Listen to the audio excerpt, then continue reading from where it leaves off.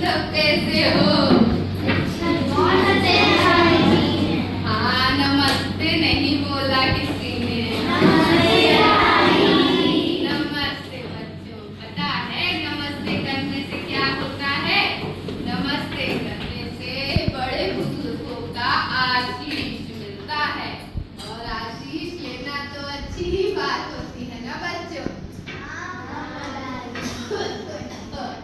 आप लोग सोच रहे होंगे कि मेरी अध्यापिका महोदया कहाँ गई। तो अध्यापिका महोदया आज थोड़ी बीमार हैं। कोई बात नहीं, उनकी जगह उनकी दादी आई है। और दादी माने सबकी दादी, तो मैं हूँ ना सबकी दादी बच्चों। बहुत अच्छे, तो दादी आई है तो कहानी ही सुनाएगी। क्या तुम सबको कहानी पसंद है बच्चों? बहुत अच्छे। कोई जोश नहीं दिखाई दिया, कोई उत्साह नहीं दिखा। अरे बाबा, इतना जोश भी नहीं कि दादी का तो बच्चों, आज मैं तुमको एक कहानी सुनाऊंगी। कहानी है भाषा पर। आप सभी भाषा पढ़ते हो ना बच्चों? कौन कौन सी भाषा? हिंदी, अंग्रेजी। बहुत बढ़िया।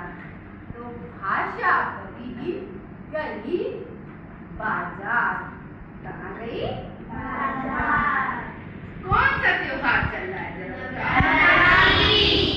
तो उसका था उपवास, और वो गई थी करने फलाहार। तो वो पहुंची माफ करना, थोड़ी खांसी आती है दादी को बीच बीच में। तो गई वो फल मंडी के द्वार, और फल मंडी में उसने देखा कि बहुत हो रहा था दुराचार। अब क्या हो रहा था दुराचार? अनार, सेब, केला, आम, तरबूज, अमरूद और पपीते में हो रही थी बहुत लड़ाई।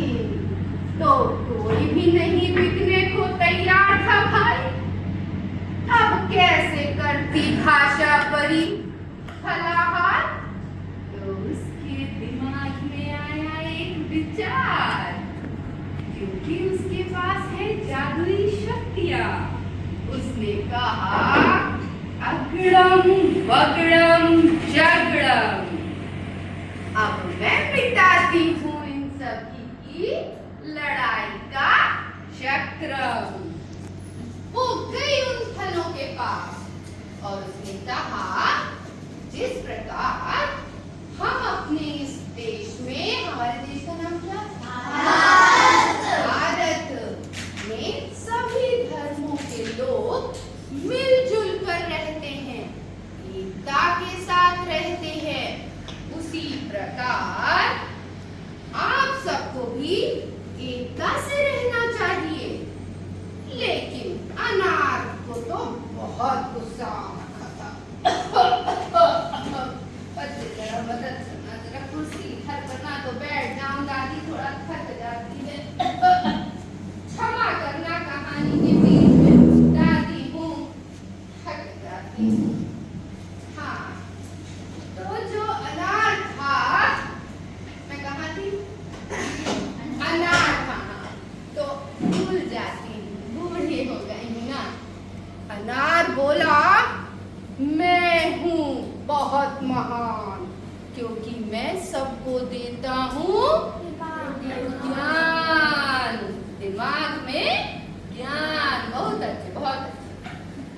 फिर वो अपने घमंड में चूक। अब भाई तरबूज पीछे कैसे रह जाता?